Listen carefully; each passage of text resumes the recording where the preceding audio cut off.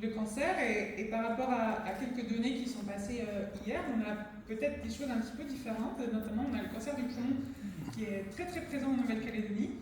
Il y a des facteurs qu'on n'a pas encore compris, mais en plus ils arrivent très très tôt. Et c'est vrai que notre DAS estime que les prévisions sont bien sûr une augmentation du cancer en Nouvelle-Calédonie. Donc on a vraiment d'essayer de prendre en charge ces patients particuliers. Donc comment ça marche en Nouvelle-Calédonie, la santé? Donc ça c'est l'île, on parle de la Grande Terre, et il y a aussi des petites îles qui sont autour, les îles de la Loyauté. On a donc au niveau de Nouméa et d'Umbéa, donc c'est quasiment pareil, c'est à 20 minutes en voiture. On a le centre territorial, donc le Medipôle là où je travaille, qui est à Dumbéa. Juste à côté, il y a le centre de radiothérapie. Et sur une péninsule de Nouméa, on a la clinique Queen de Mania. Un peu plus au nord, on a un hôpital public, mais qui est beaucoup plus petit, qui sert un petit peu de relais, où il y a quand même beaucoup moins d'accès. Il y a un scanner, il y a un petit service d'urgence, un petit bloc opératoire, mais pas grand-chose. Donc on draine aussi un peu toute cette population. Et c'est vrai que la population est très très éparpillée. Les routes, on voit que rien que la hauteur de la Grande Terre de la Nouvelle-Calédonie, c'est 400 km. Donc c'est vrai que pour les patients qui sont tout là-haut, c'est assez difficile de venir se faire soigner.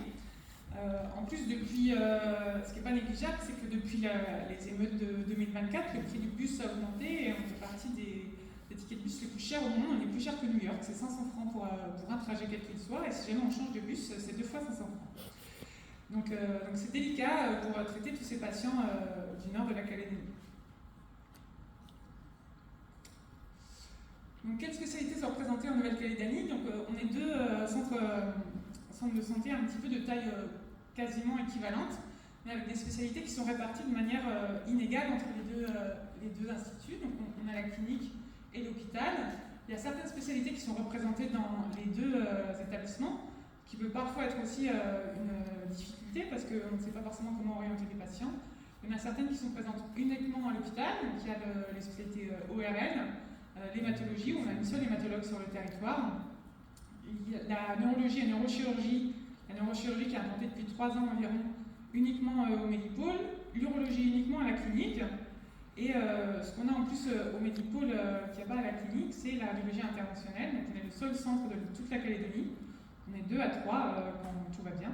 Et une réanimation polyvalente avec une petite quinzaine de lits uniquement au Medipôle. Et c'est vrai qu'à la clinique, il y a juste quelques soins continus où ils nous envoient les patients un petit peu de manière précaire parfois quand ça se passe mal à la clinique. Donc le réseau Onco, c'est une association à but non lucratif. Elle est présente, elle a été créée en août 2005. Tous les membres donc, sont des bénévoles, c'est des médecins spécialistes, quelques paramédicaux, et on a un financement par la DAS de Nouvelle-Calédonie, donc c'est vraiment l'équivalent de l'ARS en total.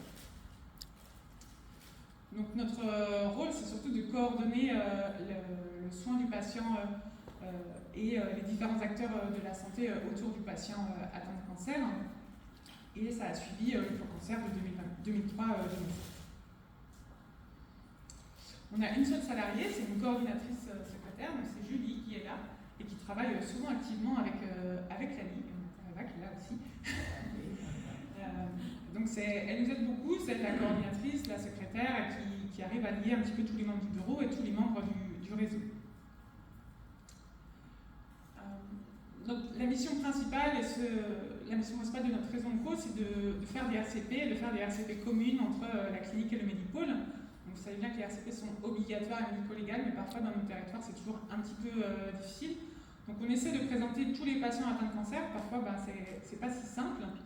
On a créé un site internet avec des fiches qui sont accessibles et qu'on peut intégrer au dossier du patient. Donc, c'est pas directement lié à nos dossiers médicaux, mais c'est un site à côté avec des feuilles, des fiches qui sont intégrables. Et il peut avoir intégré dans ce site des avis de recours dans les centres experts, notamment pour la RCP Pacifique ou le RANATEN qui sont à côté. Donc on voit que depuis 2005, le nombre de dossiers présentés à la RCP a augmenté, donc c'est vraiment que les différents spécialistes se sont vraiment mobilisés pour présenter les patients au fur et à mesure. On a eu quelques événements, quelques creux. Donc comme tout le monde, on a eu le Covid où il y a eu une petite baisse, mais surtout en 2024, on a eu les émeutes qui était un gros problème en Nouvelle-Calédonie, et notamment pour le soin. Et c'est vrai que c'est à partir de là où il y a eu pas mal de changements et une dégradation un peu du réseau locaux. Déjà le jour des émeutes, le 13 mai, on n'a pas pu, à la base c'était des RCP que en présentiel, et moi je devais aller à la clinique pour faire la RCP. On a eu un message comme quoi les routes n'étaient pas sûres, donc on a fait la RCP en visio, et je suis rentrée à 20h de cette RCP, à traverser des ronds-points enfumés, à pas voir devant moi et à sentir le feu à travers les portes. Et c'est là que ça a commencé à se dégrader et à rester en visio les RCP, même aujourd'hui en 2026. Et donc ces émeutes, elles ont eu d'autres effets, c'est-à-dire que là on a l'impression qu'il y a moins de dossiers qui passent en RCP, mais on a aussi cette sensation en tant que soignant qu'il y a un refus de soins de la part de pas mal de Calédoniens, où ils ne viennent même plus se faire soigner, où ils arrivent très tard. On a des patients qui ont 35 ans avec des cancers du poumon métastatiques, donc on essaie de maintenir l'accès aux soins, mais on sent quand même un frein de la part des patients eux-mêmes. Donc les RCP, on en a pour quasiment toutes les spécialités. Elles n'ont pas lieu toutes les semaines parce que pour la facilité de disponibilité des spécialistes et en fonction du nombre de patients présentés par exemple. Et on essaie de les lier entre elles pour avoir les mêmes spécialistes au même moment. Donc par exemple la gastro et l'urologie sont au même moment une semaine sur deux. La gynécologie, ils ont énormément de patients, donc ça devient 3 semaines sur 4. Et la semaine où il n'y a pas de gynéco, c'est l'ORL, etc. Et en fonction des spécialités, les RCP, elles ont lieu pour l'instant soit à la clinique en visio, soit au CHT. Et notamment l'hématologie et la neurologie neurochir qui sont présentées au CHT, donc au Médipôle, on vit au Médipôle.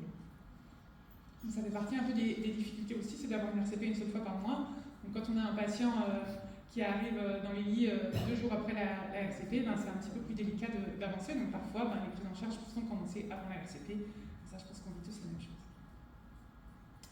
Donc ça, c'est un petit peu une idée du nombre de dossiers présentés. Donc c'est vraiment la gynécologie qui prime. Il y a le digestif, la pneumologie, parce que comme je vous l'ai dit, on en a beaucoup, et l'urologie par rapport à la prostate, où on est atteint globalement de la même manière que dans les autres régions.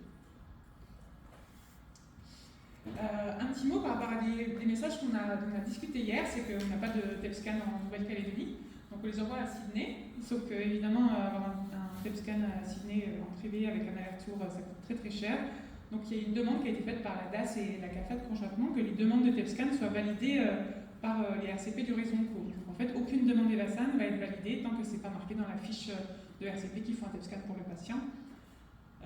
Il y a aussi, comme on en parlait hier, c'est que parfois on connaît la complexité d'avoir un TEP-scan, de faire un EVASAN. Donc en fait, il y a certains patients qui ne bénéficieront pas de TEP-scan et on va essayer de trouver des manières alternatives de répondre au process.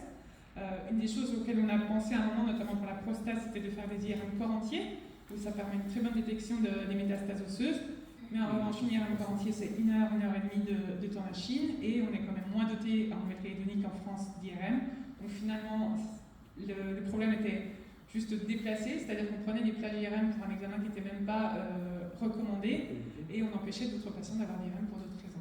Donc ça fait partie de nos problèmes. On essaie d'avoir une 3e IRM et un TEP-scanner en Nouvelle-Calédonie, mais on verra ce que ça donne. Depuis fin 2023, a été mis en place également les RCO, donc qui sont uniquement des réunions de concertation d'oncologie, donc c'est uniquement les oncologues qui se retrouvent et ça parle uniquement de traitement médical. Donc ça permet de faire plus de réunions, d'avancer plus sur les patients et de ne pas d'utiliser le temps spécialiste chirurgien, radiologue à meilleur escient lors des RCP où il faut vraiment leur avis de spécialiste. Donc il y en a de plus en plus qui se font, ça a commencé au Médipôle et on commence à en avoir quelques-unes, donc 19 depuis début d'année. Notre rôle également, c'est un peu plus général, c'est de diffuser les recommandations de bonnes pratiques auprès des différents professionnels de santé, de mettre à disposition les référentiels, de diffuser des informations et de rester conforme au RGPD. Donc on essaie de promouvoir des outils de communication avec un site internet que je vais vous montrer un petit peu, qui est pour les professionnels mais aussi pour les patients. On a mis en place donc, la visioconférence qui avait un tout petit peu commencé avant les émeutes et qui est maintenant la base un petit peu des RCP. Et le but c'est bien sûr de maintenir ce lien public-privé. Donc on a un petit peu d'oncologie, comme je vous ai dit, dans les 2 établissements. tout le monde essaie de travailler ensemble, mais c'est forcément difficile.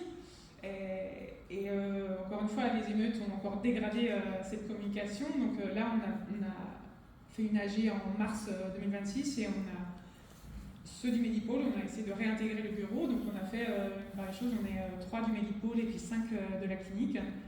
Et donc ça peut être atypique d'avoir une radiologue interventionnelle à la coprésidence, mais comme je vous ai dit sur le topo de ce matin, on est très transversaux, on travaille absolument avec tout le monde. Du coup, moi je travaille autant avec les médecins de la clinique que du Medipôle et ça permet d'être un peu un relais, de connaître tout le monde et d'être aussi écouté lors des débats. Donc on a un mélange de différentes spécialités dans notre bureau de 8 personnes, on a la coprésidence, co-trésorerie, etc. On a 2 anapathes, donc ça nous fait les 2 seuls anapathes de Nouvelle-Calédonie, un du Medipôle, un de la clinique, on a des oncologues, une gynécologue, un hématologue, la seule aussi, et un pneumologue. Donc ça c'est le site du réseau Onco. Donc ça c'est l'aspect pour voir un petit peu la liste des patients, par exemple de la RCP ORL. Donc on va avoir la liste, on sait si c'est une présentation initiale, une évolution, on sait quel est le médecin qui va présenter le patient. Et après la fiche RCP, ça donne ça. Donc on a le quorum qui est là, on a toutes les informations avec les propositions thérapeutiques, la décision thérapeutique. Donc ça c'est un dossier qui est disponible initialement uniquement sur le site du réseau Onco, mais qui est du coup disponible pour tous les membres du réseau Onco. Et donc ce PDF, on peut l'intégrer aux différents logiciels et de la clinique et du Medipôle qui sont pas liés, pas différents pour l'instant. Donc ça permet aussi ce site d'avoir une information rapide, efficace, par mail également. C'est un site vitrine aussi pour les patients, pour contacter le réseau Onco si besoin. Et ça a un petit rôle d'épidémiologie avec une collecte et une analyse des données. Donc on est en lien étroit avec le registre cancer de Nouvelle-Calédonie et de la DAS. Un des petits soucis, c'est que vu qu'on n'arrive pas encore forcément à présenter tous les patients en RCP, donc nos données sont un petit peu biaisées, c'est-à-dire qu'il y a certains patients qui ont un cancer qui ne sont pas présentés en RCP, et du coup les données sont un petit peu sous-estimées. Donc c'est une demande cette année de la DAS de présenter absolument tous les patients dans les RCP du réseau Onco. Néanmoins, présenter plus de patients, ça veut dire plus de temps médecin. Là où on a déjà du mal à motiver forcément toutes les spécialités à venir au RCP, c'est un objectif assez difficile, mais qu'on va essayer de tenir. Et donc ça, c'est un peu l'évolution aussi par cancer. Donc c'est ce que je montre.